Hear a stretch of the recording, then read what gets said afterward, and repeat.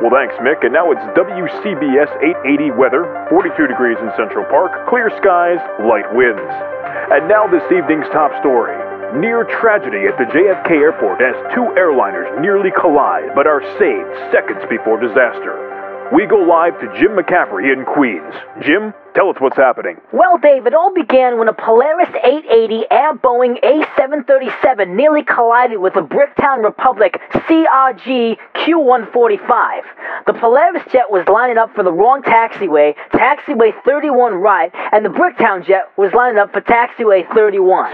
So basically, those two aircraft were on head-on courses, is that right? That's absolutely right. The planes were basically head-on. Now, the way runways work is that they're basically assigned an arbitrary number, which is something like, picked out of thin air. Okay. And it just so happens that these are the same exact surface pavements. Wow. Unbelievable. Crazy. So then what happened was the air traffic controllers on the ground brazenly waved their signature orange wands, which alerted the TSA personnel who oversee the security and whatnot, and they advised all the passengers there would be an additional $55 fee for each additional bag on all flights. Wow, and I'm just guessing here, but the $55 fee, it serves to encourage people to not go on the aircraft. Is that the point? That's absolutely correct. They didn't want people to board the planes if they wasn't safe, so they said, fuck it, we'll put up some extra fees, maybe get people off the plane, have a slice of pizza, that whatever. Is genius. So then what happened was the radar center, which is located at LaGuardia Airport, they assigned this thing called a squawk code to the A737, which is now departing, because the security people said go around. Right. And the squawk codes are super, super rare.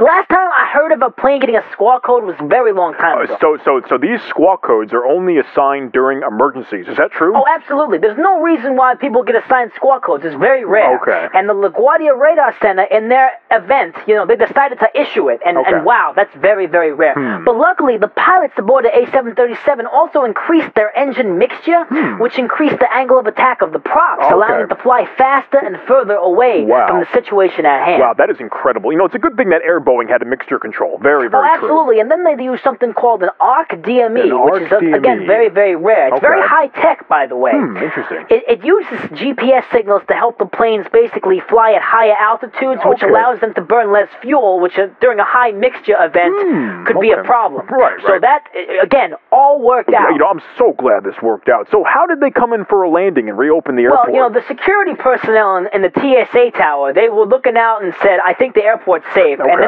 they alerted the air traffic controllers on the ground. They said, get your wands up, boys, and welcome back in. And they had this like a phone, Right. And they called down to the main air traffic supervisor, and they said, light them up and get them in. And that's what happened. The plane landed, and people went on the merry way. It's a great story. I'm so glad that those controllers had their wands ready during the right time. Dude, absolutely. New York right there, baby. Absolutely. That is such a great story. And it could have ended so differently if those air traffic control specialists with their wands were not paying attention to that Air Boeing A737.